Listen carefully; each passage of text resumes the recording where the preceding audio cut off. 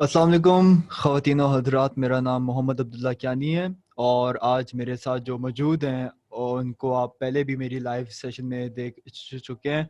हमारे सियासी analyst domestic issues पे हुज़ैफ़ा मज़हर ख़ान साहब हैं और आज जो हमारा टॉपिक है उसके बारे में हम काफ़ी अरसे से वोकल हैं और वो है हमारी अपोजिशन पार्टीज़ की मुनाफ़क़त। तो इसका मैं इंट्रो ऐसे करूँगा कि ख़ान साहब की हुकूमत को 2 साल हो चुके हैं और इन 2 सालों में हमने देखा है कि ख़ान साहब पर जो एक अनप्रेसिडेंटेड ब्लैकमेल और प्रेशर जो आया है, ना सिर्फ अपोजिशन पार्टी से मगर मीडिया से, वो हमने आज तक कभी भी नहीं देखा। ठीक है? और जहाँ तक मेरी ये याददाश्त है, ये प्रेशर और ब्लैकमेल ख़ान साहब की हुकूमत के 5वें दिन ही शुरू हो गया था, जब वज़ीर आला पंजाब उस्मान बुज़दार साहब हेलीकॉप्टर पे अपने आबाई इलाके गए थे। हुज़ैफ़ा मज़हर ख़ान साहब, आपसे मैं जो पहली चीज़ पूछना चाहूँगा वो ये है कि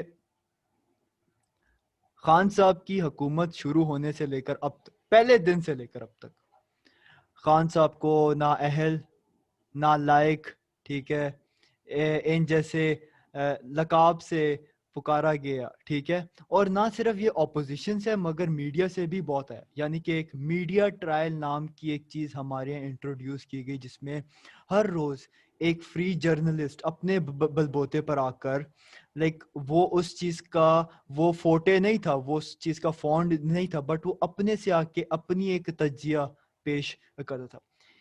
इतना मीडिया ट्रायल हमने आज तक नहीं देखा पाकिस्तान की सियासत में। जी अब्दुल्ला, बहुत उम्दा तारीफ खान की साहब आपने। के साथ क्यों? इसका मैं आपको बताता हूँ। मीडिया का दरअसल वाकया ये है कि मीडिया का जब भी खास तौर पे पिछली 2 हुकूमतों में मीडिया पर बड़ी नवाजिशात हुई और क्या कहते हैं, इश्तिहारात एक्स्ट्रा जिनकी कीमत अगर आप लोग अपने सामने लिस्ट उसकी पब्लिक कर लेंगे मीडिया को माजी में क्या इश्तिहारात मिलते रहे और अब किस रेट पे मिल रहे हैं, तो आपको साफ पता लग जाएगा कि मीडिया का गुस्सा किस बात पे। जिन साथियों के बाहर मुफ्त के टूर्स लगते रहे और आप वो गुस्से में बैठे हैं, तो वो आपको समझ आ जाएगी कि किस बात पे उनका गुस्सा और क्यों वो इस तरह एक्ट कर रहे हैं आपके सामने। मीडिया ट्रायल की आपने बात की, उतना ऑपोजिशन से नहीं हुकूमत को खतरा है जितना मैं समझता हूँ मीडिया आपके सामने खतरा बन रहा है। मीडिया की मिसाल इस तरह ले लें कि आपने उस्मान बुज़दार का अभी आपने हवाला दिया, उस पर मुफ्त की कत्ल की एफआईआर जो थी वो कोई और उस्मान बुज़दार था जिसका इन्होंने इससे नाम जोड़ दिया बगैर तहकीक किए या जानबूझ के, ये हम नहीं जानते। उसके बाद फिर आप देखें कि मीडिया में जिस तरह इमरान खान साहब की पर्सनल जिंदगी को टारगेट किया गया, जिस तरह अगर फर्ज करें कभी मियाँ साहब के दौर में ना बेगम कुलसूम नवाज पर डमी बनी, ना जो कि बननी भी नहीं चाहिए, ना बेनज़ीर साहिबा पर बनी, लेकिन वो खातून जिसका सियासत में दूर दूर तक ताल्लुक नहीं, खान साहब की बेगम का, जिन्होंने अपना चेहरा तक नहीं दिखाया, लेकिन लोगों ने उन पर भी वो एक प्रोग्राम जियो पे चलता है खातून करती खबरदार के नाम से, तो उन्होंने उन तक का डमी बना दिया। इस हद तक मतलब कि मीडिया ट्रायल मीडिया आपका गिर चुका। फिर एक चैनल आता है जिसको आप झूठ की फैक्ट्री 24 न्यूज के, जिसमें जानबूझ के वो आपको हर दूसरे दिन झूठी खबर डालेंगे। तो मीडिया ने जिस तरह इनके लिए मसला क्रिएट किया, और एक आम आदमी, मैंने आपको कहा ना कि हर आएगा अपने को ये नहीं देखेगा कि यार मीडिया पे खबर चल रही असल है नकल है जो भी है, वो टीवी का स्विच ऑन करेगा, वो समझेगा कि यार हालात बुरे हैं तो बुरे हैं, जो मर्जी करे मीडिया, हुकूमत जो मर्जी करे। तो उसका एक ही हल है कि यार मीडिया को, पैमरा को रेगुलेट करना पड़ेगा। अगर पैमरा मीडिया को रेगुलेट ना कर सका तो ये हुकूमत के गले की हड्डी बन जाएगा और बाद में फिर इस तरह की जाली खबरें आम हो जाएगी और फिर ये मीडिया का फितना ज्यादा बन जाएगा, जिसको मैं कह रहा हूँ कि, और ये फिर होते हैं हमारे यहाँ की सेंसरशिप मीडिया में हो रही है। सेंसरशिप किस चीज के, कैसी सेंसरशिप है कि आप लोग टीवी पर बैठ के जिक्र कर रहे होते हैं कि सेंसरशिप हो रही है, मतलब कि समझ से बाहर वाली बात है जी। अच्छा, मीडिया ट्रायल के मुतालिक जो मेरी एक अपनी है कि हमारी मीडिया उन बातों पे तज्जिए करती रही है जो उनके आपके के उस प्रोफेशन का नहीं था, उस फील्ड का नहीं था। ऐसे ही है। क्या वजह है कि आपको लगता है कि ऑपोजिशन का ये पॉलिटिकली बायस होना? क्योंकि I want name it, but हमें पता है कि हमारे कौन से मीडिया आउटलेट किस पॉलिटिकल पार्टी को सपोर्ट करते हैं। ऐसा मीडिया में होना चाहिए? देखें अब्दुल्ला, जर्नलिज्म एक बड़ी मशहूर एक किसी ने कहा है ना दौरे में कि a journalist should be a watch dog not a lap dog. تو یہ ہمارے یہاں چند صحافی جو بن جاتے ہیں مطلب کہ ایک دوسرے کو اور آج ڈیموکریسی کے نام پہ باتیں کرتے ہیں اور پھر وہ غلط خبر بھی چلا دیں اور اوپر سے اکڑتے نہیں اتنا ہی کہ نہیں ہم نے غلطی نہیں کی, جو بھی ہے تم لوگ جو کرنا ہے تم لوگوں نے کر لو. یہ اسے صحافت کی اسے بدماشی کہتے ہیں. اور پھر وہ کہتے ہیں کہ پھر یہ معذرت کے ساتھ میں سخت الفاظ استعمال کر دوں, یہ جو لوگ اپنا قلم بیچتے ہیں ان میں اور طوائفوں میں پھر کوئی فرق نہیں رہ جاتا. وہ بھی ان سے زیادہ ایماندار ہوتی ہیں, وہ سب کے سامنے کاری ہوتی ہے, یہ لوگ چھپ کے اپنا قلم بیچتے ہیں.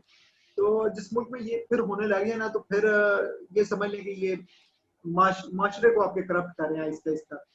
معاشرہ آپ کا پھر کیونکہ میڈیا کا ظاہر سی بات ہے ایک معاشرے پر ایک امپیکٹ پڑتا ہے. یہ روتے ہیں کہ یار گورنمنٹ ہمیں پیسے نہیں دیتی, میڈیا میں لوگ بے روزگار ہو گئے. مجھے پتا ہے CNN ایک سرکاری چینل ہے, BBC ایک سرکاری چینل ہے, ان کو ان کی سرکار بہت کم میرے خیال سے 10-20% ان کا خرچہ اٹھاتی ہے, وہ بھی میں زیادہ بتا رہا ہوں. باقی وہ اپنا ریونیو خود جنریٹ کرتے ہیں. آپ کو اتنے تگڑے پرائیویٹ میڈیا چینلز ہیں, اشتہارات کے اتنے لیتے رہے ہیں ماضی میں, آپ کیوں نہیں آپ کریں اپنے بل بوتے پہ کریں.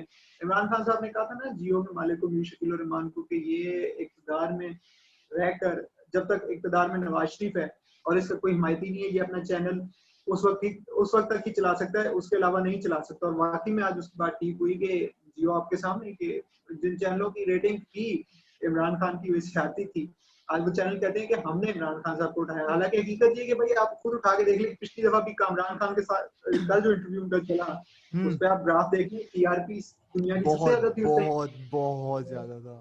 باقی چینلز کا کیا کچھ بھی نہیں تھا. تو یہی میں آپ کو بتانے کا مقصد ہے کہ میڈیا اگر رول اپنا پلے کرے ان بائسڈ ہو کے, تو ویکی لیکس جیسے جرنلزم کرے تو صحیح نا, یہ نہ کرے کہ ڈان لیکس جیسی آپ اپنے ہی ملک پہ غلط خبر چھاپ کے اور پھر اپنے ملک کو آپ بدنام کر کے آپ سائڈ پہ ہو جائیں. تو وہ جرنلزم نہیں ہوتی, وہ پھر کچھ اور ہی ہوتا ہے. وہ میں کہنا نہیں چاہتا, سخت لفظ ہو جائے گا. اچھا جی, تو آپ نے بات کی کہ میڈیا کو ان بائس نہیں ہونا چاہیے. مجھے ایک چیز جس نے بہت انوائے کی ہے اس پورے میڈیا ٹرائل میں, وہ تھا کہ انہوں نے پاکستان کی معیشت کو under the tenure of Imran Khan اس کو جتنا غلط طریقے سے پیش کیا ہے, غلط طریقے سے, میرے خیال سے اتنی افسردگی ود ان دا پبلک نہیں آنی چاہیے تھی جتنی میڈیا کی وجہ سے آئی ہے. ٹھیک ہے, اس پر میں سب سے پہلے ایک چیز کہوں گا کہ میں مانتا ہوں کہ نواز شریف کے دور میں GDP گروتھ ہمارا ہائی تھا, GDP زیادہ تھی, انفلیشن ریٹ لو تھا ہمارا. میں مانتا ہوں اس چیز کو, ڈالر بہت اچھا تھا. مگر میں لوگوں سے یہ بھی کہنا چاہوں گا کہ آپ تھوڑا سا پڑھیں کہ یہ ایسا سب کچھ تھا کیوں اور خان صاحب کے دور میں چینج کیوں ہوا. سب سے پہلے میں آپ کو ایک جو ہوتا ہے نا کہ ایک سٹیٹ ہوتا ہے وہ شو کرتا ہوں. میاں صاحب کے دور میں 2018 تک, ٹھیک ہے, ہماری GDP تھی $314 ارب, ٹھیک ہے, $314 بلین, ٹھیک ہے. 2019 میں وہ فال ہوئی اور ہماری GDP رہ گئی 274 یا پھر $279 بلین, ٹھیک ہے. اب یہ بہت بڑا فال ہے. اچھا, GDP گروتھ ریٹ گر گیا ہمارا, مان لیا, ٹھیک ہے. انفلیشن ریٹ ہائی ہو گیا, مان لیا, ٹھیک ہے. اب یہ ہوا کیوں ہے اور میاں صاحب کے دور میں ایسا کیوں تھا؟ جان پرکنس کی ایک کتاب ہے جس کے بارے میں نے آپ سے پہلے بھی ڈسکس کیا تھا, دی کنفیشن آف اکنامک ہٹمین, ٹھیک ہے. اس میں وہ لکھتا ہے کہ ہم CIA کے ایجنٹ, FBI کے ایجنٹس, ٹھیک ہے, ہم ورلڈ بینک اور IMF کی طرف سے تھرڈ ورلڈ اور ڈیولپنگ کنٹریز میں جاتے ہیں اور جو ان کے کرپٹ لیڈرز ہوتے ہیں یا پھر جن کو کرپٹ کرنا ہوتا ہے, ہم ان کے پاس جا کے انہیں کہتے ہیں جی کہ ہمارے پاس نا جو ہمارا جو بینک ہے وہ آپ کو بلینز آف ڈالرز کا نا ایک پیکیج دے رہا ہے, اس سے آپ سڑکیں بنائیں, اس سے آپ میٹرو اپنے بنائیں, لائک میٹرو کا لفظ تھا اس میں, آپ میٹرو بنائیں, آپ بلڈنگز بنائیں, ٹھیک ہے. اب اس کا فائدہ کیا ہے؟ کیونکہ انہی چیزوں سے آپ کی GDP بڑھتی ہے. ایگزامپل دوں, چائنا اپنے ملک میں وہاں پہ سڑکیں بنا رہے جہاں پر نہ انسان ہے نہ حیوان ہے. کیوں؟ کیونکہ انہی چیزوں سے آپ کی GDP انکریز ہوتی ہے, ٹھیک ہے. اب میاں صاحب نے اور زرداری نے لونز لیے ایسی اور اسے ڈیولپمنٹس کی. ہم کہتے ہیں کہ میاں صاحب کے دور میں ڈیولپمنٹس تھیں اور اسی سے ہی آپ کا GDP انکریز ہوا, مگر وہ سوشل ورکس میں آپ کا یوز نہیں ہو رہا تھا. یہ نقصان ہوتا ہے اس کا, ٹھیک ہے. میاں صاحب نے یہ کیا. اچھا, اب ان لون سے صرف डेवलपमेंट्स थी, ठीक है। हम कहते जी कि डॉलर उस वक्त बड़ा मेंटेन था। भाई मेंटेन कैसे था जब ना आपकी एक्सपोर्ट हो रही है, चाइना ने बेशक आपकी इन्वेस्टमेंट की हो मगर वो इतनी इन्वेस्टमेंट नहीं है कि आपका डॉलर मेंटेन हो सके। तो आपको अगर याद होगा एक केस था कि इसहाक डार ने 30 अरब डॉलर हमारे बेचे थे ताकि हमारा डॉलर एक स्टेबल रहे, ठीक है। तो ये उसके भी, लिए यूरो बॉन्ड्स उसने खरीदे स्टेबल हाँ करने के लिए। हाँ जी। हाँ हाँ, तो एक ये भी आपका का फैक्टर आता है कि उन्होंने इन सारी चीज़ों को ऐसे से सेटअप किया होता।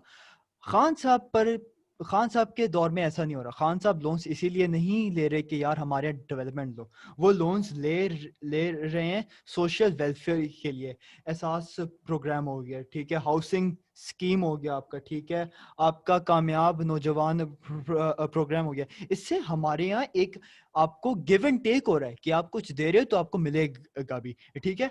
और दूसरा कहते हैं कि लोन्स क्यों ले रहे हैं, ठीक है भाई, लोन्स इसीलिए ले रहे थे क्योंकि जब खान साहब को हुकूमत मिली थी तो पिछली हुकूमत ने इतनी लूट मार की कि हमारे पास सिर्फ 3 महीने का हमारे पास कैपिटल और रिजर्व रह गया था, ठीक है।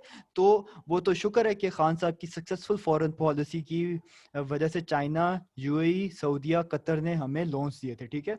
तो मेरे ख्याल से ये बहुत अनफेयर है मीडिया का और ऑपोजिशन का कि वो अपनी गलतियां ऐसे छुपाते जैसे कभी की नहीं, ठीक है, और पूरा मलबा उठा के खान साहब के उस पे दी। और जहां तक डॉलर की है ना बात, डॉलर आप जब देखेंगे कि मेंटेन होगा तो उसका मतलब यही है कि हम तरक्की कर रहे हैं। और अभी आपने देखा था कि कोरोना से पहले हमारा डॉलर ऑलमोस्ट गिर रहा था at a very gradual rate, जो शो कर रहा था कि Pakistan is moving towards a very good place, but ये कोरोना की वजह से हमारा इशू बन गया है। अच्छा, हुज़ैफा मज़हर खान साहब, मैंने बात की खान साहब की सक्सेसफुल पॉलिसी पे, आपका क्या टेक है अगर हम पिछले 10 साल का कंपैरिजन इनके साथ निकालें और पिछली हुकूमतों का हम लोग निकालें? फॉरेन पॉलिसी की बात कर रहे हैं आप? जी जी फॉरेन पॉलिसी का अब्दुल्ला यही ना, आपने ये जिस तरह इकोनॉमी को डिस्क्राइब किया वही हाल फॉरेन पॉलिसी का अगर उससे जोड़ा जाए तो कहना गलत नहीं होगा। जिन लोगों ने अपने टाइम पे फॉरेन मिनिस्टर तक नहीं रखा, सरताज अजीज साहब आते जाते करते सारे काम करते थे, उसके अलावा तो कुछ नहीं करते थे। आखिरी टाइम पे जाके कहीं ख्वाजा आसिफ जैसा बंदा उन्होंने फॉरेन मिनिस्टर लगाया जो बाहर जाकर कहता था कि हम जो लिबरल जमात है मुस्लिम लीग तहरीक इंसाफ एक तालिबान की जमात है, वही ख्वाजा आसिफ आके पाकिस्तान में आके मजहबी बन जाता है और वो सब लोग समझते हैं उससे बड़ा कोई दीनी बंदा कोई नहीं है। तो फॉरेन पॉलिसी पे वही लोग हैं जिन्होंने जंदाल को अपने घर बगैर वीजे के मरी बुला लिया, जिन्होंने मोदी को लाहौर में आराम से उसके चक्कर लगवा दिए, वो बाद में काबुल भी गया। वो लोग इस तरह की बातें करते हैं जिनके मुंह से कुलभूषण तक का नाम नहीं निकला। आज वो शाहिद खाकान अब्बासी बात कर रहे थे कि मुल्क की इज्जत पर समझौता नहीं होना चाहिए। ये वही शाहिद खाकान अब्बासी साहब है जिनकी एयरपोर्ट पर अमेरिकियों ने प्राइम मिनिस्टर ऑफ पाकिस्तान होकर और इंडियंस ने उसका मजाक बनाया, और हमें कितनी शर्मिंदगी हुई कि जिसकी अमेरिकियों ने पतलून उतरवा दी एयरपोर्ट पे, वो बंदा जाके बात कर रहा है कि मुल्क की इज्जत की इस तरह की करते हुए बात, अच्छा बंदा लगता है कोई इस तरह का करते हुए बात। अच्छा, उसके अलावा आप देखें फॉरेन पॉलिसी में यूएन में आपका मुकदमा लड़ा, वो अखबार जो आपको पहले पूछते नहीं थे, न्यूयॉर्क टाइम्स, अल जजीरा, टीआरटी, और वो सारे आपको कवरेज दे रहे हैं। वो आपको वो जब भी कश्मीर में बोलता है वो उसका इशू हाईलाइट होता है आपके यहाँ सामने। पहले क्या था, पहले तो लोग कहते थे कि जी बस ठीक है वो नाम नहीं लिया तो मियाँ साहब ने क्या हो गया। अब नाम ले रहा है तो वो लोग एतराज करें कि जंग होनी चाहिए, जंग करें, जिहाद करें। उनको यही वो बात आ गई ना कि कायदे आजम ने जो जंग लड़ी वो कलम के जरिए थी, डिप्लोमेटिक जंग थी, जिसपे कायदे आजम ने इस अमीर खित्ते को अंग्रेजों के से भी छुड़ाया, हिंदुओं की गुलामी से भी मुसलमानों को छुड़ाया, और ये सामने आपके सामने मुल्क बना के रख दिया। अब वो लोग बात करते हैं कि जी ये जंग होनी चाहिए, चले उनको भी राजी कर लेते हैं। कारगिल में जिस तरह आपने जिक्र किया, कारगिल का आप मुझे अक्सर बताते रहते हैं कि कारगिल में आपके वालिद साहब भी थे, तो एक जीतती हुई जो जंग थी, अस्करी जंग, जो स्ट्रेटेजिक जंग थी, उसको आपने एक सियासी फेलियर बना दिया, पॉलिटिकल फेलियर बना दिया, जिसकी वजह से, और हमारे यहाँ अक्सर फौजी शहीद भी उस वजह से, जब उनको रिट्रीट करना पड़ा और बुलाया किसने, मियाँ साहब ने। हमारी बात की नहीं तो आप बरकत की किताब उठा के देखें, उसमें पढ़ ले, आपको पता लग जाएगा वो कि किस तरह आपके मुल्क के साथ हाथ हुआ है। और वो लोग वो फिर उधर इंडिया में जाके कहते हैं कि हम माजूद चाहते हैं, हमारी फौज आपकी पीठ में चुना होगा। जी ये मियाँ साहब की स्टेटमेंट याद होनी जी चाहिए जी सबको। जी जी, और मुझे फिर यही याद है, मियाँ मुझे साहब थे याद है। जिन्होंने कहा था कि यार आलू गोश्त तो हम भी खाते हैं, बॉर्डर का बस फर्क है पाकिस्तान और हिंदुस्तान में, और तो कोई मसला नहीं। हालांकि आलू गोश्त वो कहाँ खाते हैं, कोई इनको कोई अकल की मात दे कि आलू गोश्त कहाँ वो खाते हैं, वो सब्जी खाने वाली कौम है।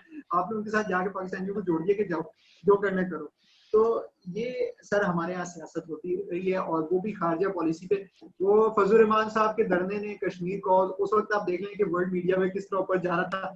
اچانک سے فضل الرحمان صاحب آئے, اپنا سامان لے کے, اور ساری انٹرنیشنل میڈیا کی اٹینشن اس طرف ڈائیورٹ ہوگی کہ اسلام آباد میں ایک احتجاج ہو رہا ہے اور یہ ہو رہا ہے, فلانا ہو رہا ہے. تو ایگزیکٹلی وہ لوگ جنہوں نے خود اس ملک کے ساتھ دشمنی نکالی, تو وہ باتیں کرتے ہوئے اچھی نہیں لگتے. ایگزیکٹلی.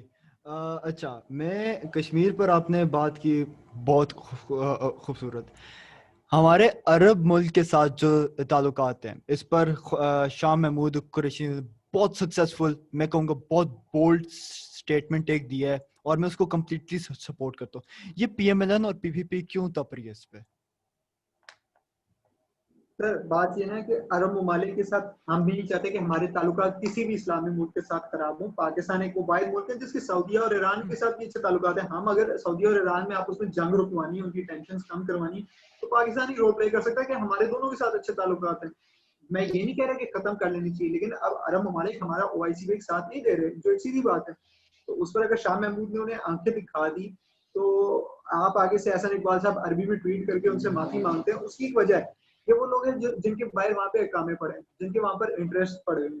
اور وہ پھر آپ کو آگے آپ نے نوٹس کیا ہوگا, میاں صاحب جب باہر گئے تو ایک عرب ملک کا ہی جہاز آیا اور انہیں لے کے واپس گیا, اور ادھر پروٹوکول باقاعدہ ملا. اسی طرح مشرف صاحب کے ٹائم پہ عرب ممالک نے کچھ دھمکی دے دی کہ ہم آپ کا تیل بند کر دیں گے, میاں صاحب کو چھوڑیں. اور اسی طرح زرداری صاحب کا بھی یہ کہتے تھے, عرب ممالک نے ہی ان کی آپس میں ان کو لے کے جاتے ہیں, بچا کے لے کے جاتے ہیں, اور ادھر پہنچا دیتے ہیں, اپنے پاس لے جاتے ہیں. تو ظاہر سی بات ہے وہ اپنے انسٹال کرتے ہیں, پھر اپنے مفادات ان سے نکالتے ہیں. تو اس وجہ سے عرب ممالک کی وجہ سے ان کو کنٹرول ہو رہی ہے. حالانکہ بھائی ٹھیک ہے, ہم بھی چاہتے ہیں ہمارے ان کے ساتھ تعلقات رہیں اور ہم ختم نہ کریں, جو انہوں نے کام کیے وہ کرتے رہیں. لیکن اب ایک سائڈ پہ وہ آپ کا ساتھ نہیں دے رہے, آپ کو 10 سال ہو گئے انہیں کہتے ہیں, لیکن وہ آپ کا ساتھ نہیں دے رہے ہو. یا تو ہونا کہ وہ بچے, انہیں پتہ نہیں کہ وہاں پہ کیا ہو رہا ہے, انہیں ہم سے زیادہ پتہ ہے. لیکن اب وہ جب آپ کا ساتھ نہیں دے رہے, تو آپ کو بھی اپنا خود کو آزادانہ طریقے سے خود کو چلانا پڑے گا. بدقسمتی سے سارے پیسے ہم لوگوں نے عربوں کے دینے ہیں. تو کتنا اگر پاکستان آج ساگڈار کی وجہ سے مقروض نہ ہوتا, تو آج شاید پاکستان ان کو آنکھیں بھی دکھا لیتا, جو کہ بدقسمتی سے نہیں ہو سکا اس کا.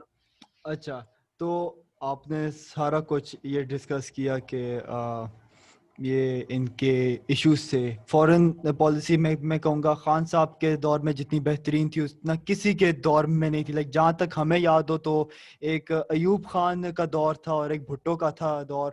اس کے بعد ہم نے ایسی سکسیزفل فورن پالیسی, پاکستان کا اتنا امیج اور پبلیکیشن ہونا ہم نے آج تک نہیں دیکھا. اچھا, یہ تو ہم نے بات کی فورن پالیسی پہ, ٹھیک ہے, ہم نے معیشت کو بھی کور کیا, ہم نے فورن پالیسی کو بھی کور کیا, ٹھیک ہے, ڈومیسٹک ایشوز ہم نے کر لیے.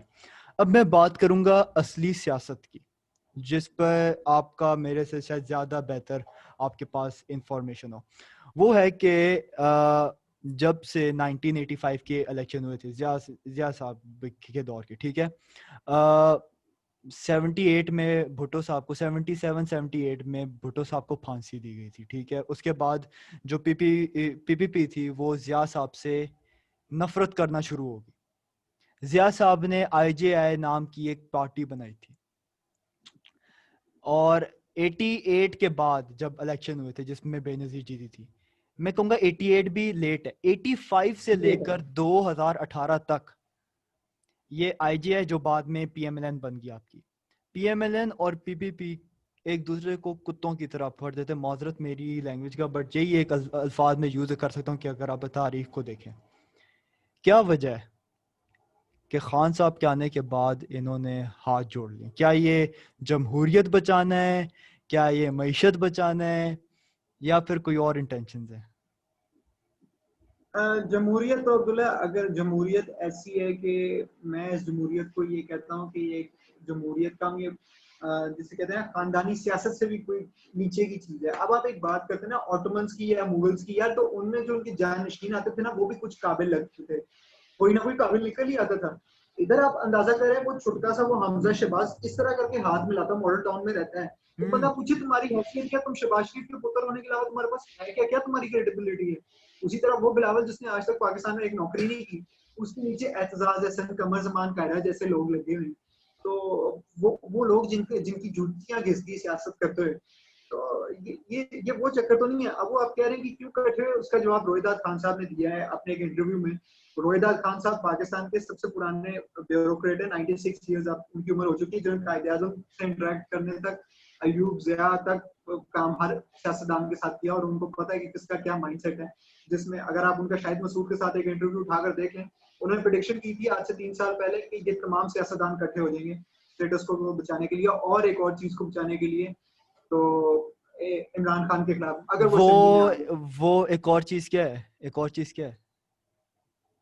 ایک اور چیز سر, اپنی دولت بچانے کے لیے, اپنی دولت بچانے کے لیے. اور عمران خان صاحب کے پاس وہ اس نے پوچھا, ڈاکٹر شاہد نے پوچھا ان سے کہ آپ بتائیں کہ اگر آپ کے آس پاس والے لوگ ہی عمران کے آس پاس والے لوگ کی کرپٹ ہیں تو خزاں کے پتے کی طرح آہستہ آہستہ جھڑتے جائیں گے. وہ واقعی میں آپ دیکھیں وہ آہستہ آہستہ کافی لوگ پیچھے پیچھے ہوتے ہوئے نظر آپ کو آ رہے ہیں. تو وہ بالکل انہوں نے جس طرح کہا تھا کہ سارے پارلیمنٹ میں اس کے خلاف اکٹھے ہو جائیں گے, تو ہو چکے ہیں. اور وہ اگر نہیں نظر آ رہا ہمیں, تو وہ کیا کہہ سکتے ہیں لوگوں کو اگر نہیں نظر آ رہا. اچھا ایک چیز ہٹ کے پوچھوں گا اس سے جو ہم لوگ ڈسکس کریں. پارلیمنٹ میں سارے اس کے خلاف اکٹھے ہو رہے ہیں, آپ کو لگتا ہے کہ خان صاحب اپنے مشن میں فیل ہو جائیں گے یا پھر سکسیسفل ہو جائیں گے؟ ایک چیز پوچھ رہا ہوں. میں اگر عبداللہ اس بندے کی میں کوئی نہیں جج کرنے والا, تو وہ اللہ بہتر جانتا ہے. اگر وہ خدا نہ خواستہ کہیں فیل ہو جاتے ہیں تو پاکستان کا فیلئر ہے, اس کا کوئی اتنا نہیں نقصان ہوگا جتنا پاکستان کا ہوگا.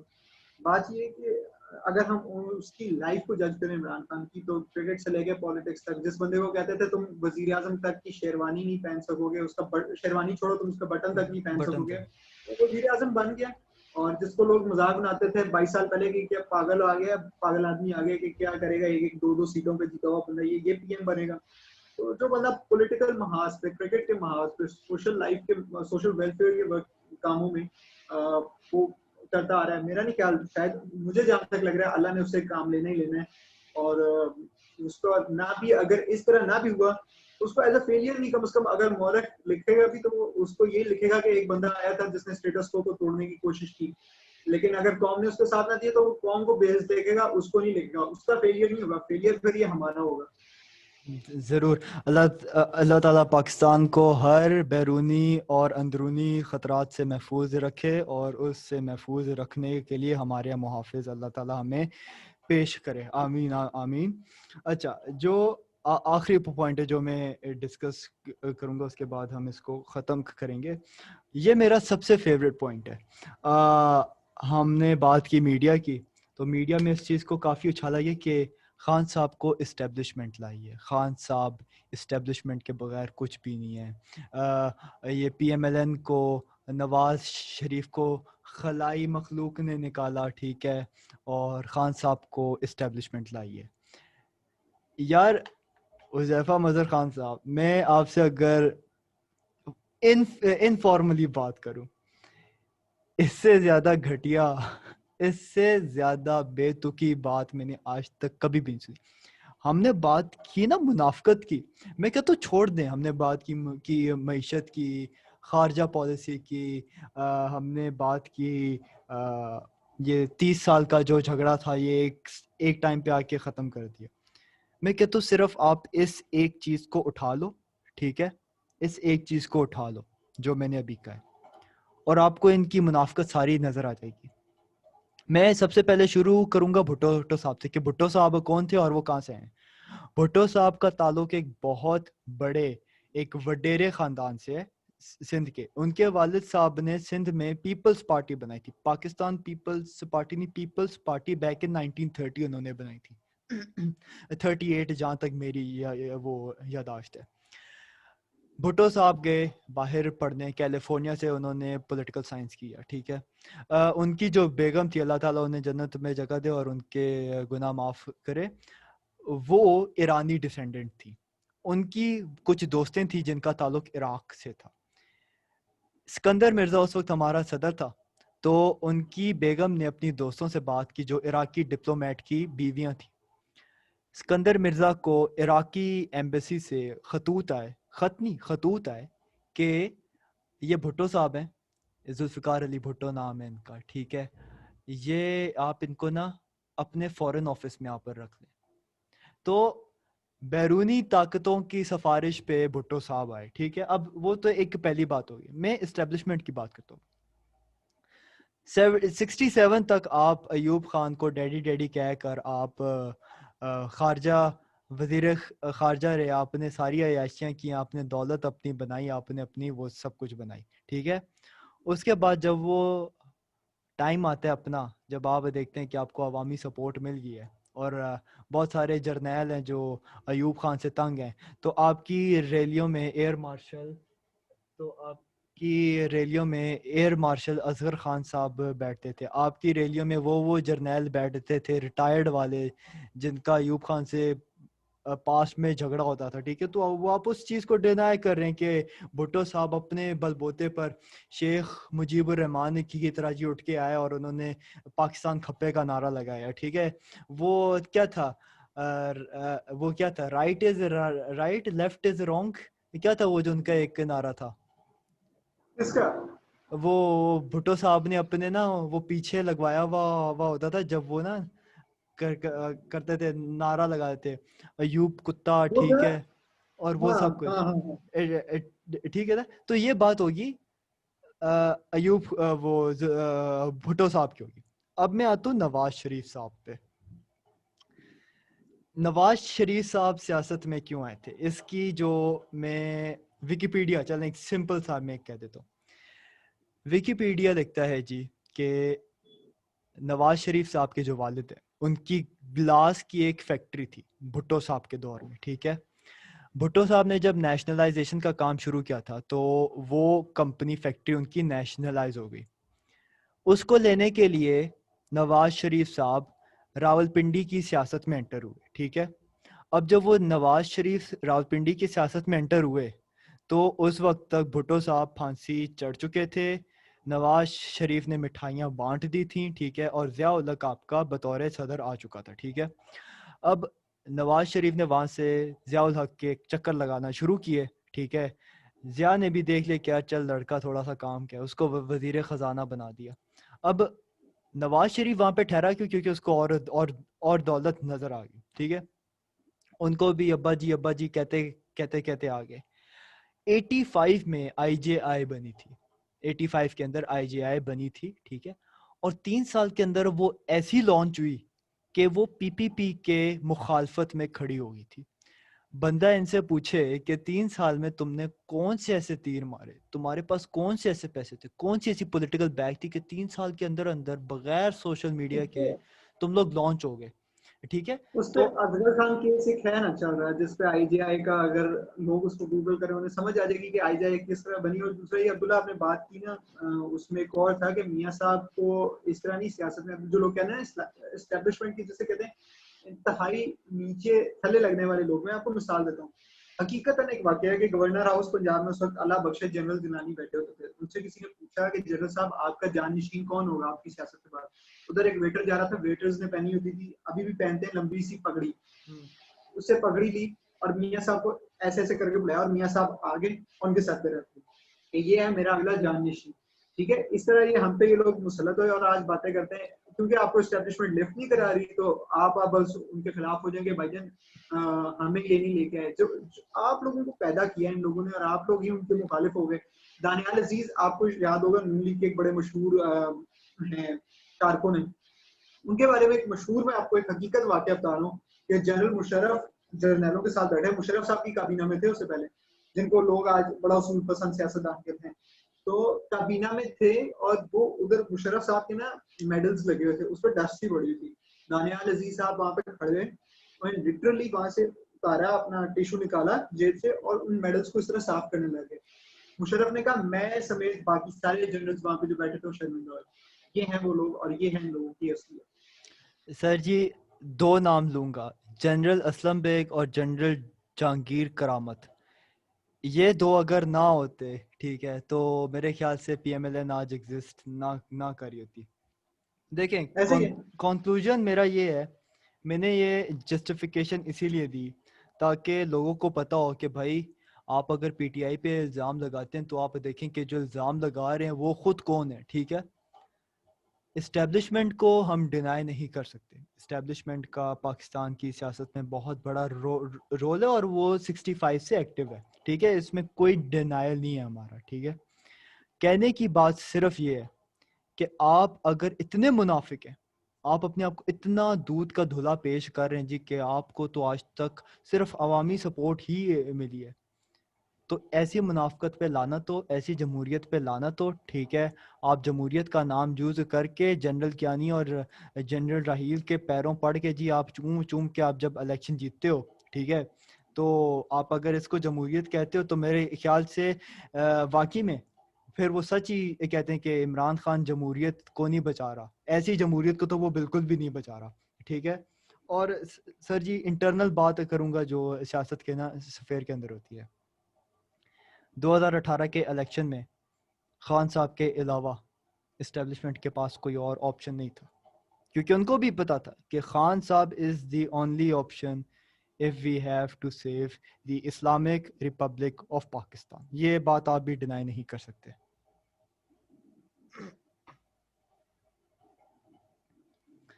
ایسے ہی ہے. اور اگر دیکھا جائے دنیا بھر میں اسٹیبلشمنٹ کا رول ہوتا ہے, کوئی ایسا ملک نہیں جو کوئی کہے کہ یار دودھ کا دلہا, کسی نہ کسی شکل میں اسٹیبلشمنٹ ایگزسٹ کرتی ہے ہر ملک میں. اگر آپ کہیں کہ یار فلانا ملک بالکل ڈیموکریٹک ہے, جو لوگ سمجھتے ہیں کہ ہندوستان میں را کچھ نہیں کرتی, تو ان کے ایک دو وہ آفیسرز تھے سابق, ان کا انٹرویوز اٹھا کے دیکھ لیں, انہوں نے کہا کہ ہمیں پتا تھا مودی صاحب جیت رہے ہیں, تو ہم نے اس لحاظ سے اپنی آپریشنل تیاریاں مکمل کر لی تھی. تو کہنے وہ جو الیکشن جو ابھی پچھلے سے گزرے ہیں پلوامہ والے سے سین والے, تو کہنے کا مقصد یہ ہے کہ یہ لوگ یہ جو باتیں کرتے ہیں کہ یار اسٹیبلشمنٹ کا رول پاکستان میں نہیں ہے, ہر جگہ ہے. ہاں یہ ہے کہ پاکستان میں کچھ زیادہ کھل کے نظر آ رہا ہے انفارچونیٹلی, اور وہ ہم لوگوں نے خود سویلینز نے اسپیس دی جس پہ پھر کبھی بحث کریں گے کہ کس طرح ان کا رول پرومیننٹ ہوا. تو یہ بات ہے, اور اس کو آپ ڈینائی, اس میں کوئی شک نہیں, آپ اس کو کوئی ڈینائی نہیں کر سکتا کہ اسٹیبلشمنٹ کا رول ہے. اور وہ لیکن جس سے کہتے ہیں نا کہ پاکستان میں دو ہی نظریاتی لوگ دیکھے جنہوں نے اسٹیبلشمنٹ کے تھرو نہیں آئے سیاست میں, جنہوں نے اپنی اسٹرگل کی. اصغر خان صاحب تھے, ایک عمران خان صاحب ہیں, اور یہ نہیں کوئی کہہ سکتا کہ ان کو پلانٹ کیا ہے یا وہ میاں صاحب والا واقعہ ہوا یا بھٹو صاحب والا ہوا. تو یہ تو آپ کے سامنے فرق ہے. تو سر جی یہ سارے پوائنٹس ہیں ہمارے پاس, ٹھیک ہے. میرے خیال سے ہمارے بہت سارے ویورز اس کے کاؤنٹر آرگیومنٹس رکھیں گے جس کو میں ٹوٹلی ویلکم کروں گا. اور ہاں ہم کہتے ہیں کہ ہم ایک جمہوریت پسند قوم ہے, ہم فری اسپیچ کو سپورٹ کرتے ہیں. اور فری اسپیچ کا مطلب یہ نہیں ہوتا کہ ہم بغیر سوچے سمجھے, بغیر فیکٹ فائنڈنگ کے ہم کچھ بھی بولتے چلے جائیں. آپ نے اگر بولنا ہے, میں یقین رکھتا ہوں کہ میرے بہت سارے ویورز ہوں گے جن کے پاس ہماری ان ساری آرگیومنٹس کا بہت ایک لاجیکل رپلائی ہوگا جس کو میں ویلکم کروں گا. تو صرف یہ ہے, آپ کو اس پوڈ کاسٹ کا جو مقصد تھا وہ صرف یہ تھا کہ ہم اصلیت دیکھیں. ریالٹی دکھتی ہے مگر ہم دیکھنا نہیں چاہتے. یہ اپوزیشن کے لیے میں ضرور کہوں گا. آپ کے لاکھ اختلاف ہوں, ٹھیک ہے, ہمارا خان صاحب سے جب اختلاف ہوتا ہے, حذیفہ مظہر خان صاحب آپ نے دیکھا ہوگا کہ میں بھی بولتا ہوں اس پہ, ٹھیک ہے. یہی چیز ہمیں خان صاحب نے سکھائی ہے. اگر آپ لوگ اتنے جمہوریت پسند لوگ ہیں, یہ میرا ان سارے پی ایم ایل این اور پی پی پی کے لوگوں سے, تو آپ اپنے پارٹی کے یہ ساری منافقت کو ڈینائی کیوں نہیں کرتے, ریجیکٹ کیوں نہیں آپ کرتے, آپ اس پر کیوں نہیں ہے بولتے. میں تو بولتا ہوں خان صاحب کی غلطیوں پہ, ٹھیک ہے, آپ لوگ بھی بولیں اس پہ, تبھی ہم لوگ کہیں گے کہ ہم ایک اصلی جمہوری ایک اسلامی ریاست ہے. تو حذیفہ مظہر خان صاحب بہت شکریہ آپ کا کہ آپ آئے. بہت شکریہ آپ نے ہمیں بہت ساری چیزوں پہ گائیڈ کیا, ہمیں بتایا ان چیزوں کا جس کا ہمیں نہیں پتا تھا, بالخصوص وہ جنرل گیلانی والا کیس. تو تھینک یو ویری مچ. اور ایک پہلا پوڈ کاسٹ تھا میرا, انشاءاللہ اور بھی ہوں گے آپ کے ساتھ. تو ایٹ دی اینڈ صرف یہی کہوں گا کہ کوئی اگر کوئریز ہوں, کوئی مسئلے ہوں, تو ڈاؤن ان دا کمنٹس یا پھر آپ ڈی ایم کیجیے. حذیفہ مظہر خان صاحب تھینک یو ویری مچ جی. اللہ حافظ. پاکستان زندہ باد. اللہ حافظ.